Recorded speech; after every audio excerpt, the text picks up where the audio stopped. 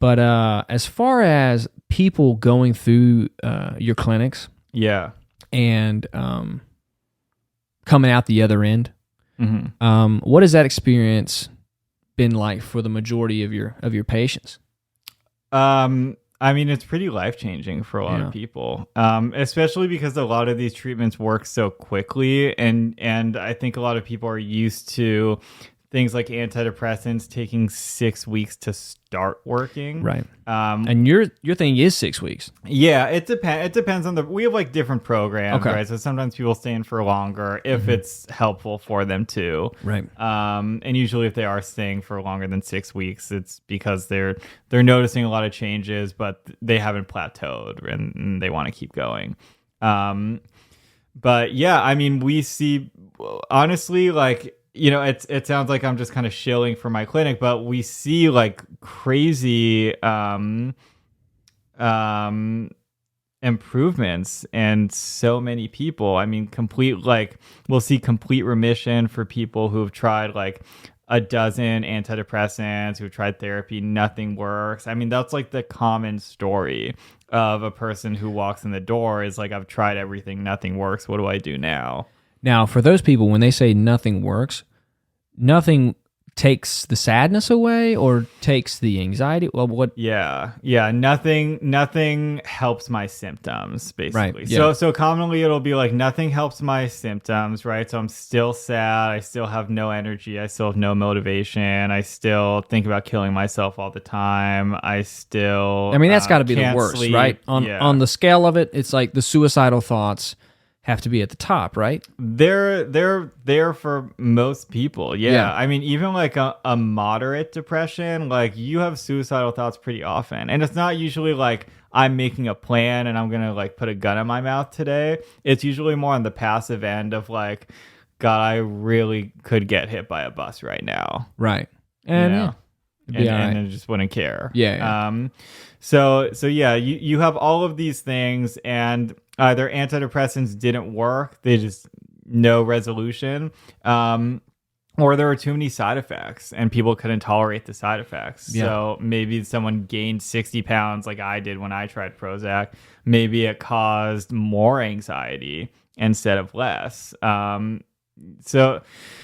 So those are the two most common types of people who come in. And then once in a while, we'll have people who are just like, I don't resonate with medication. Like it doesn't, I resonate more with like a non-pharmaceutical approach. And those people end up doing quite well as well. Gotcha. Yeah. And then when they come out, what's that conversation like? I mean, I know you mentioned earlier, like, I didn't know I could be happy, or yeah, I forgot what that was like. Yeah, absolutely. There's a lot of that. There's a lot of like, I forgot what this is like. There's a lot of like, I'm getting back to my life now. Like I'm being a father again. I'm going back to school. I started a company. You know, it's like, because when you're so depressed for so long, your life is really on pause. Like you're going through the motions, but everything's on pause. There's no progress that's happening in your life. You're just kind of stuck. You're stuck physiologically, and you're stuck oftentimes kind of vocationally, educationally, and whatnot. So we really just see people get back to their lives, get back to their families, get back to their jobs, get back to school, and just, you know, live their lives. That's fascinating. I mean, I just love hearing that stuff. Now, when it comes to like someone who said they're getting back to like their family or their children, maybe back to being a father, like you said. Obviously, the depression was not allowing them to be in the moment. Yeah. Right. Of you know, the interaction with their family. Yeah. What's like I guess the difference between the different modes of potential therapy, like ketamine, MDMA, psilocybin. Yeah. When you hear that.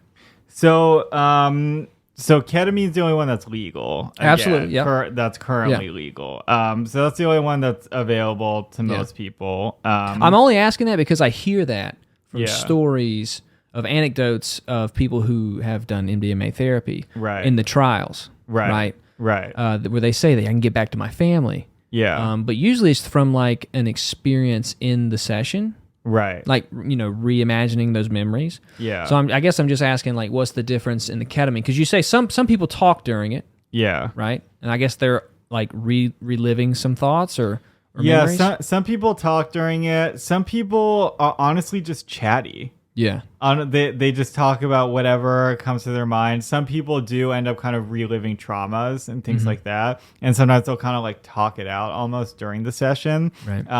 Or they'll kind of like be reliving it. And it's really helpful having someone there, especially in those circumstances. But some people, they just can't, like talking is like too much, right? Like it's such a sensory overloaded experience that it feels too intense to talk. It feels too intense to open your eyes.